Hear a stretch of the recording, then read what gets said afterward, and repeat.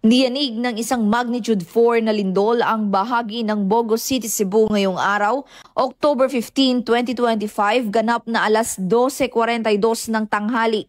Ayon sa ulat ng Philippine Institute of Volcanology and Seismology of PHIVOLCS, batay sa Earthquake Information Number 1 ng ahensya, natukoy ang sentro ng pagyanig sa layong 12 kilometer ng timog, 49 kilometro kanluran ng lungsod ng Bogo. Sa kasalukuyan, walang inaasahang pinsala o aftershock, ngunit pinayuhan ng PHIVOLCS ang publiko na manatiling mahinahon at maging alerto sa mga posibleng pagyanig kasunod nito. Patuloy na minomonitor ng PHIVOLCS ang nasabing pagyanig at maglalabas ng karagdagang impormasyon sakaling may mga bagong kaganapan.